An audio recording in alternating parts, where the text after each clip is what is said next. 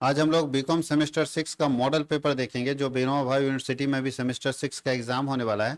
उसमें क्या क्वेश्चन पूछा जाएगा, उसमें जो इंपॉर्टेंट क्वेश्चन है उसका कलेक्शन हम लोग लेकर आ रहे हैं, जिसको हम लोग मॉडल सेट का नाम देते हैं। हम लोग मॉडल सेट लेकर आ रहे हैं क्योंकि बहुत सारा है ऐसा सब्जेक्ट है जिसका इंपॉर्टेंट क्वेश्चन कहीं होता नहीं है। लोग गैस पेपर के भरोसे बैठ जाते हैं और कहीं गैस पेपर से क्वेश्चन नहीं मैच किया तो बच्चे फंस जाते हैं। इसलिए हम लोगों ने क्या किया, प्रॉपर एनालिसिस करके और पूरे बुक के सिलेबस से जो इंपॉर्टेंट क्वेश्चन आने का चांस है उसको हम लोग एक जगह पे क्वेश्चन और आंसर दोनों को लिखे लेकर आए हैं, जहां जिसको हम लोग मॉडल सेट के नाम से। तो ये मॉडल सेट हम लोग 1 पढ़ रहे हैं। जो मॉडल सेट है 1 है, मॉडल सेट 1 सेमेस्टर 6 के लिए। और बुक का नाम है, कौन सा सब्जेक्ट का है, फंडामेंटल ऑफ इन्वेस्टमेंट का। याद रखना, फंडामेंटल ऑफ इन्वेस्टमेंट के नाम से मॉडल सेट है। अब हम लोगों को जो इसमें देखना है मॉडल सेट में, वो कि क्वेश्चन पूछने का पैटर्न क्या है। तो क्वेश्चन पूछने का पैटर्न ये कहता है कि आपका क्वेश्चन 2 ग्रुप में पूछता है, ग्रुप 1 और ग्रुप 2। ग्रुप 1 में क्या रहता है आपके पास, बोलता है कि 5 क्वेश्चन का आंसर देना होता है जो कंपलसरी होता है। और बाकी ग्रुप बी में क्या होता है, 7 क्वेश्चन होते हैं जिसमें से कितने का आंसर देना होता है, 4 क्वेश्चन का आंसर। ठीक है, 15 इंटू 4, 15 चौके 60। और इधर हो गया कितना ना क्वेश्चन, सॉरी उसमें कितना हो गया, अगर हम लोग बात करें तो प्रैक्टिकल की, तो ये 5 क्वेश्चन और उसमें से हम लोगों को 4 क्वेश्चन का आंसर करना पड़ता है। ठीक है, वो 20 नंबर का आपको क्वेश्चन आता है, 15 नंबर का क्वेश्चन अभी नए वाले सिलेबस के हिसाब से आता है। तो चलिए हम लोग चलते हैं सबसे पहले कि 5 प्रश्नों का उत्तर देना है। सबसे पहला हम लोग देख रहे हैं, छोटा छोटा आंसर आपको देना है। फर्स्ट क्वेश्चन है, शेयर्स क्या है। किसी भी बच्चे को पता है शेयर्स का मतलब क्या होता है, तो बोलता है जब कोई कंपनी अपने कुल पूंजी को छोटे छोटे हिस्सों में बांट देती है तो ऐसे प्रत्येक हिस्से को अंश कहा जाता है। फिर से बता रहे हैं, जब एक कंपनी अपने कुल पूंजी को, टोटल कैपिटल, मान ली कंपनी का टोटल कैपिटल है 10 लाख रुपया, इसको छोटे छोटे हिस्से में कंपनी बांट रही है। तो छोटा हिस्सा मान ली 100 रुपये का हिस्सा बनाती है, तो 100 रुपये भाग दे देती है, इसका मतलब 10,000 शेयर होगा।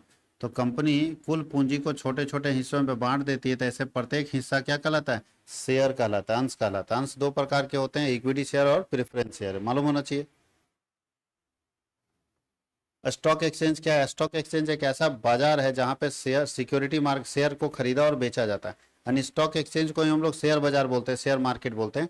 तो स्टॉक एक्सचेंज एक ऐसा प्लेटफॉर्म प्रोवाइड करता है जहां पे एक व्यक्ति अपने शेयर्स को खरीदता और बेचता है। तो स्टॉक एक्सचेंज एक ऐसा बाजार है जहां पे सिक्योरिटी को खरीदा और सिक्योरिटी को बेचा जाता है, यानी शेयर को खरीदा और शेयर को बेचा जाता है। ऐसे जगह को हम लोग कौन सा बाजार बोलते हैं, स्टॉक एक्सचेंज। और भारत में कितने स्टॉक एक्सचेंज है, तो 24 स्टॉक एक्सचेंज है। 2 बड़े स्टॉक एक्सचेंज, बाकी सब छोटे। बड़े स्टॉक एक्सचेंज का नाम है NSEI और दूसरा का नाम है OTCEI।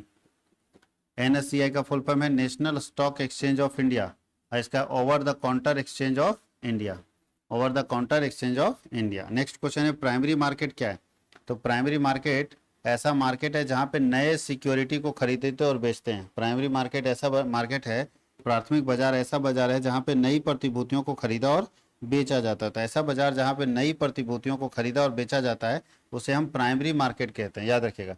और प्राइमरी मार्केट के अंदर कौन सा है, किसके अंदर आता है, तो ये कैपिटल मार्केट के अंदर आता है। मार्केट 2 तरह का, कैपिटल मार्केट और मनी मार्केट। तो कैपिटल मार्केट में हम लॉन्ग टर्म सिक्योरिटी को खरीदते और बेचते हैं। अब कैपिटल मार्केट 2 तरह का, प्राइमरी और सेकेंडरी। तो प्राइमरी में लॉन्ग टर्म सिक्योरिटी लेकिन नया सिक्योरिटी, तो लॉन्ग टर्म होना चाहिए लेकिन क्या है, नया सिक्योरिटी को खरीदने और बेचने वाले बाजार को कौन सा बाजार बोलते हैं, प्राइमरी। इसको नया निर्गमन बाजार भी बोलते हैं। देखिए यहाँ लिखा है नव निर्गमन बाजार, जहां पे नया नया सिक्योरिटी को खरीदते हैं और बेचते हैं। जब कोई कंपनी का सिक्योरिटी अब पहली बार खरीदेगा तो प्राइमरी मार्केट से ही खरीदेगा, उसके बाद जब उसको बेचेगा तो सेकेंडरी मार्केट में बेचेगा, और सेकेंडरी मार्केट को हम लोग स्टॉक एक्सचेंज कहते हैं। बॉन्ड क्या है, तो बॉन्ड डिबेंचर की तरह है, ध्यान दीजिएगा। डिबेंचर क्या होता है कि एक कंपनी को जब जनता से लोन लेना होता है तो कंपनी जनता को डिबेंचर जारी करती है, ऋण पत्र जारी करती है। लेकिन जब सरकार को जनता से लोन लेना होता है तो सरकार डिबेंचर नहीं जारी करती, सरकार उसके जगह पे क्या जारी करती है, बॉन्ड। तो बॉन्ड एक लोन लेने का तरीका है। कंपनी को लोन लेना हो तो डिबेंचर के जरिए लेती है, सरकार को लोन लेना हो तो बॉन्ड के जरिए लेती है। सरकार को अगर लोन लेना हो तो किसके जरिए लेती है, बॉन्ड के जरिए सरकार ले लेती है। कोई दिक्कत है, बॉन्ड में भी ब्याज दर निश्चित रहता है, कितना परसेंट, जैसे डिबेंचर में ब्याज फिक्स रहता है वैसे बॉन्ड में भी ब्याज क्या रहता है, फिक्स रहता है। सेबी क्या है, सेबी का फुल फॉर्म है security and exchange board of India, SEBI. SEBI क्या है, पूरे सिक्योरिटी मार्केट को रेगुलेट करने के लिए 1992 में इसको वैधानिक दर्जा देकर एक संस्था बनाएगा।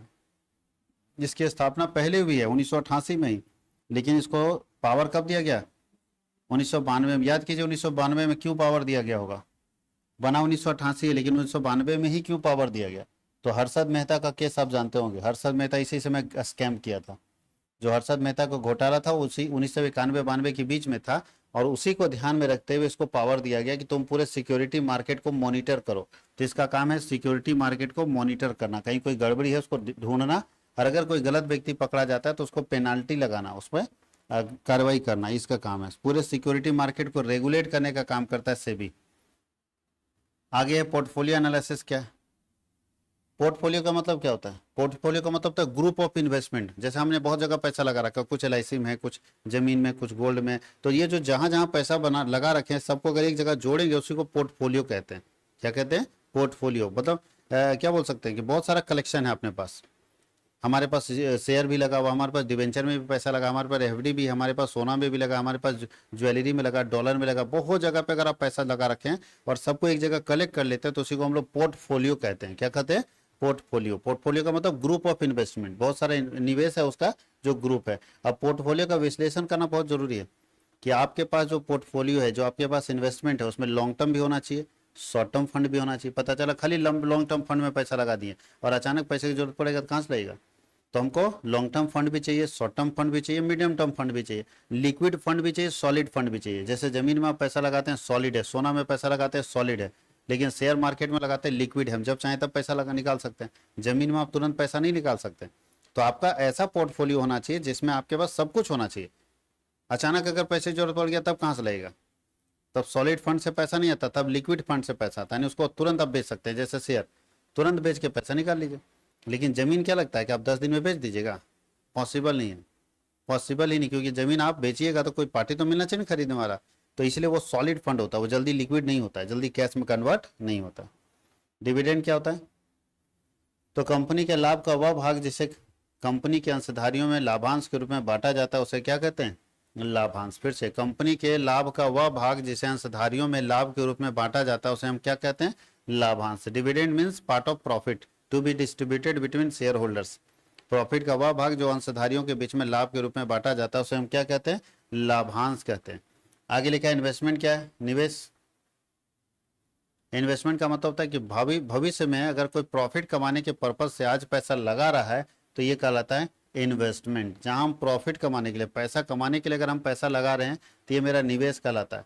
और निवेश के बदले में दो चीज़ हमको मिलता है। अगर हम अपना पैसा कहीं लगाते हैं तो दो ही चीज़ उसके बदले में मिलता है, उसके रिवार्ड के रूप में मिलता है। निवेश का मतलब है कि हम रिस्क ले रहे हैं, हम अपने पैसे को कहीं लगा रहे हैं तो दो चीज़ हमको मिलेगा, या तो हमको प्रॉफिट मिलेगा या तो हमको ब्याज मिलेगा। आप जहां भी पैसा लगाए होंगे या तो आपको प्रॉफिट के रूप में मिल रहा होगा या तो ब्याज के रूप में मिल रहा होगा। यानी जहां भी आप अपना पैसा निवेश करते हैं आपको या तो प्रॉफिट मिलता है या तो ब्याज मिलता है। इस बात को ध्यान रखना, या तो प्रॉफिट मिलता है या तो क्या मिलता है? ब्याज मिलता है। तो ये है निवेश। रिस्क का क्या है? तो बोलता है risk is the chance of loss. Risk is the chance of loss. हानि होने की संभावना क्या है? रिस्क है। जहां पे आपको लगता है कि हम हानि हो सकता है वहां रिस्क है, और जहां पे श्योर है कि यहाँ कोई लॉस नहीं हो सकता वहां रिस्क नहीं है। आप देखिएगा, गौर कीजिएगा, जहां पे एकदम कंफर्म है कि यहाँ पे श्योर है कि यहाँ पे कोई लॉस होने का चांस नहीं है तो आप वहां पे रिस्क ही नहीं फील करते हैं। और जहां पे लगता है कि हो सकता है कि हमको लॉस भी हो जाए वहां पे आपको रिस्क लगता है। Risk is the chance of loss. हानि होने की संभावना क्या है? जोखिम है। हानि होने की संभावना क्या है? जोखिम है। याद रखिएगा, ये सब छोटा छोटा चीज है जिसको देखिए लिखा है। जोखिम हर ऐसा तत्व है जो हर जगह मौजूद है। चाहे बैंक में लगाइए पैसा, चाहे शेयर मार्केट में लगाए, चाहे बैंक में लगाए, चाहे जमीन खरीदे, चाहे सोना खरीदे, हर जगह रिस्क है। ठीक है। और रिस्क लिए बगैर आप प्रॉफिट नहीं कमा सकते। इन्फ्लेशन क्या है? मुद्रास्फीति।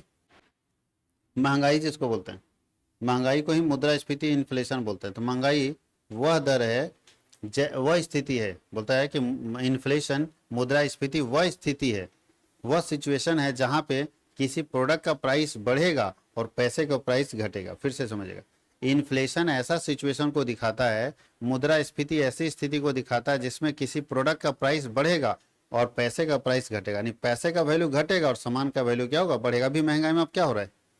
सामान महंगा हो रहा है, पैसा क्या हो रहा है? सस्ता हो रहा है। तो पैसे का वैल्यू घटे और सामान का वैल्यू क्या हो? बढ़े। ऐसी स्थिति को हम लोग क्या बोलते हैं? इन्फ्लेशन। देखिए वही लिखा।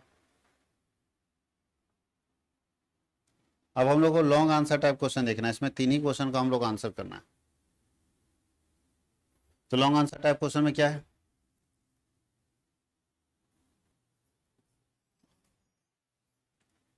सबसे पहले सेबी क्या है और इसके कार्य तथा महत्व का वर्णन करें। सेबी क्या है और इसके कार्य तथा महत्व का वर्णन करें। अभी बताया सेबी क्या करता है, सिक्योरिटी मार्केट को रेगुलेट करने का काम, सिक्योरिटी मार्केट को मॉनिटर करने का काम, सिक्योरिटी मार्केट को एजुकेट करने का काम सेबी का है कि कैसे सिक्योरिटी मार्केट चलेगा, ठीक है, कैसे उसको रेगुलेट किया जाएगा, कैसे मॉनिटर किया जाएगा, कौन कौन सी एजेंसियां उसमें काम करेगी, ये सारा काम किसके अंदर आता है, सेबी के अंदर आता है।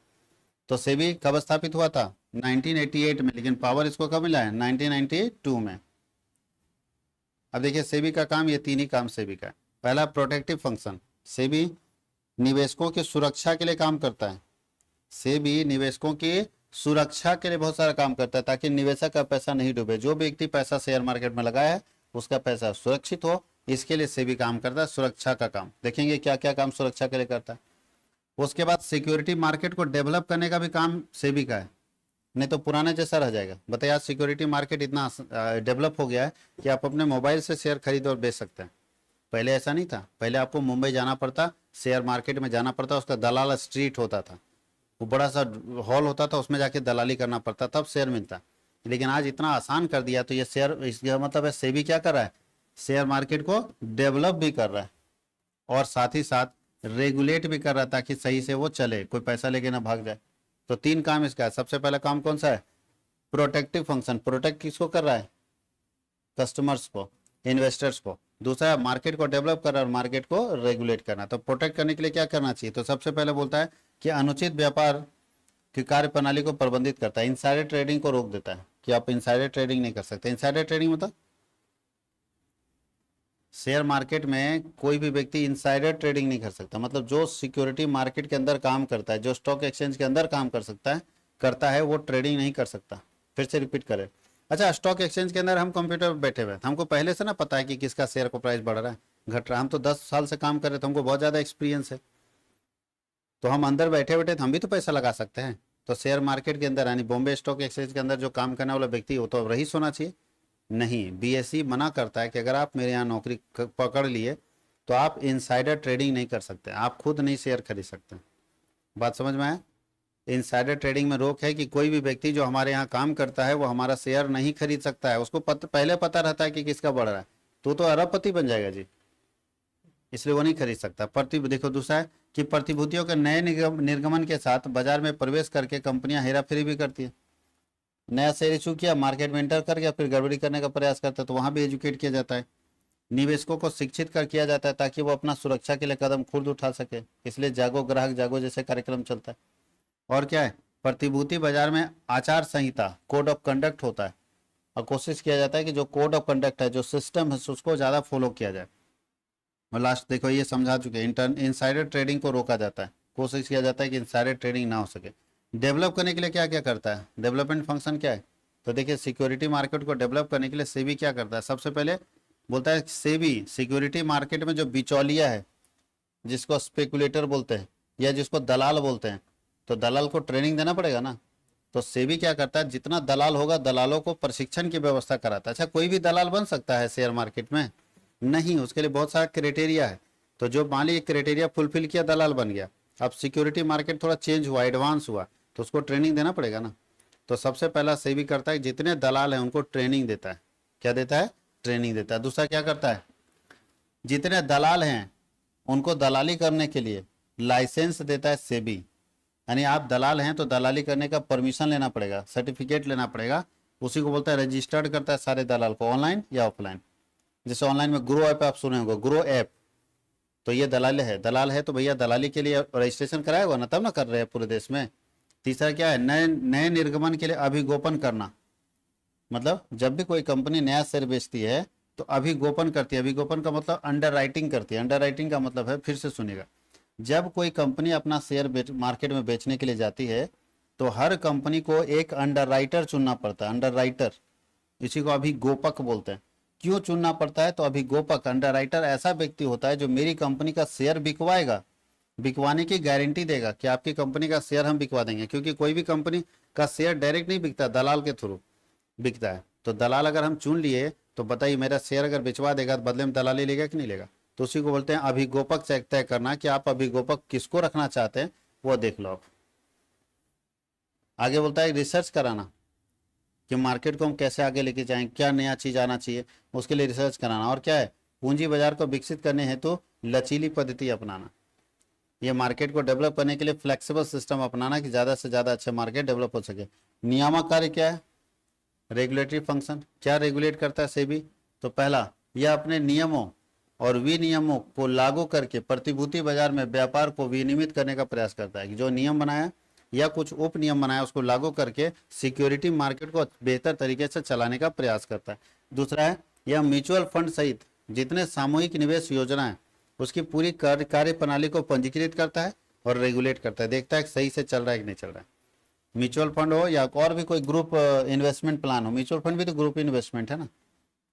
यह कंपनियों द्वारा अधिग्रहण की बोली को विनियमित करता है। अगर कोई कंपनी टेक ओवर कर रहा है किसी को, जैसे एयरटेल देखिए टेलीनॉर को टेक ओवर कर लिया, तो इसको देख रेख करता है कि भाई ये टेक ओवर किया तो सिस्टम से किया है कि नहीं किया, इसको देख रेख करने का काम भी सेबी का है। यह अधिनियम के उद्देश्यों को पूरा करने के लिए फीस या शुल्क लेता है। जो कानून है उस कानून को पूरा करने के लिए जितनी कंपनियां उससे फाइन लेता है, शुल्क लेता है, फी लेता है। यह बाजार में दलालों, उप दलालों तथा अन्य खिलाड़ियों को रजिस्टर्ड करता है, चाहे ब्रोकर हो, चाहे सब ब्रोकर हो, चाहे स्पेकुलेटर हो, सट्टेबाज जिसको बोलते हैं, वो सबको लाइसेंस यहाँ से मिलेगा। यहाँ से अगर लाइसेंस है तभी वो लोग दलाली कर सकता है, और यहाँ से लाइसेंस नहीं है तो दलाली नहीं कर सकता।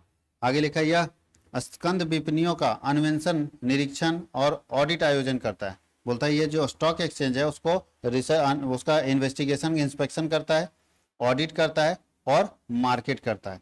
और यह बोलता है यह भारत सरकार द्वारा प्रत्यायुत प्रतिभूति अनुबंध अधिनियम 1956 के अंतर्गत अपने कार्यों का निष्पादन करता है।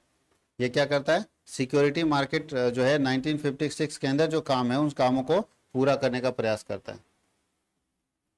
सेबी का उद्देश्य क्या है, फिर वही चीज आ गया, देख लीजिए। स्कंद विपणियों को विनियमित करना, प्रतिभूतियों के जारीकर्ताओं द्वारा औचित्यपूर्ण व्यवहारों को बढ़ावा देना, का अच्छा काम कीजिए।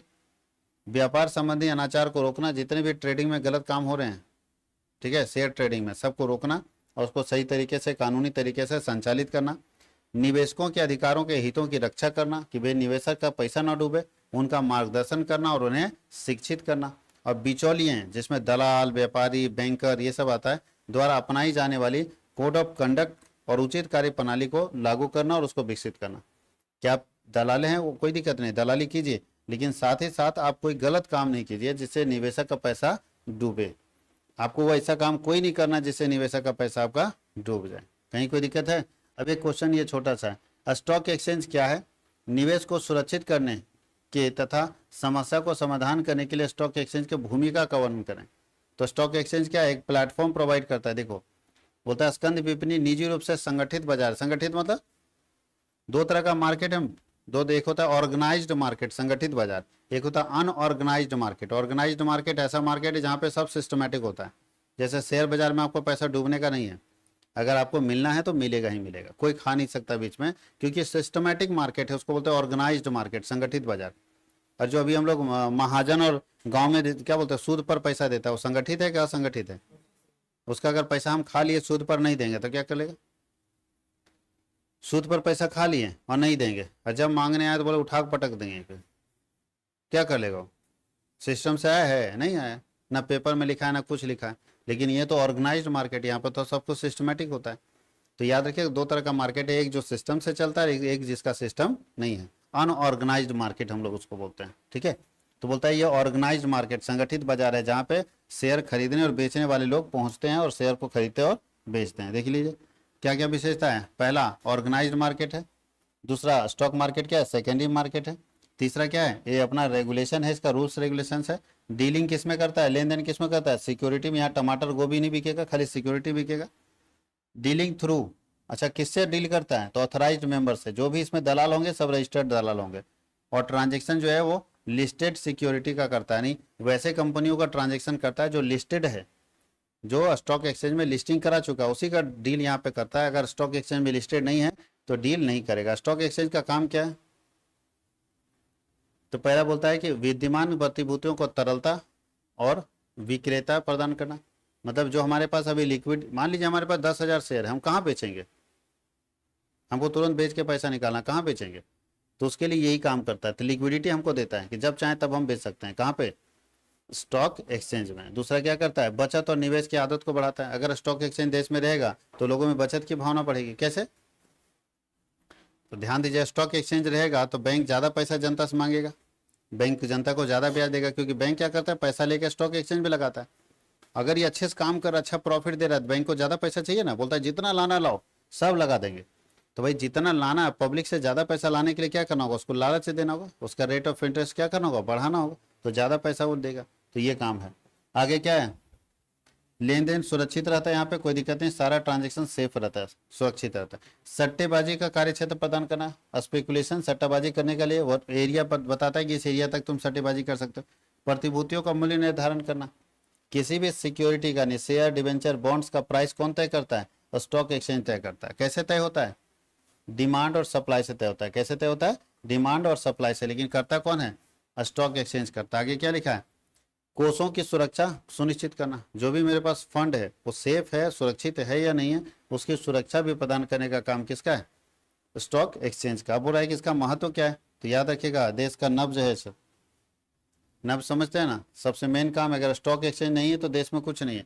इसलिए शेयर मार्केट, दुनिया का सबसे बढ़िया देश किसको माना जाता है, जिसका शेयर मार्केट अच्छा है, जिसका भी शेयर मार्केट बहुत स्ट्रांग है, वो स्ट्रांग कंट्री है। तो ये इकोनॉमिक बैरोमीटर है, जिससे आप पता चल सकता है कि इस देश की अर्थव्यवस्था कैसी है।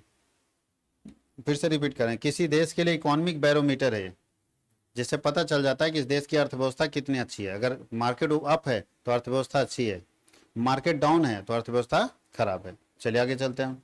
तो बोलता है स्टॉक एक्सचेंज देश में पूंजी निर्माण में बहुत सक्रिय भूमिका निभाता है। पूंजी निर्माण मतलब हर जनता तक, हर जनता अगर पैसा बचा रहा है, थोड़ा थोड़ा बचा रहा है, तो ये पूंजी निर्माण का काम करता है, क्योंकि पैसा बचा को बैंक में रखता है, बैंक अपना पैसा कहाँ डाल देता है, स्टॉक एक्सचेंज में। यह देश के औद्योगिक विकास को सुगम बनाता है, इंडस्ट्रियल डेवलपमेंट को आसान कर देता है शेयर मार्केट।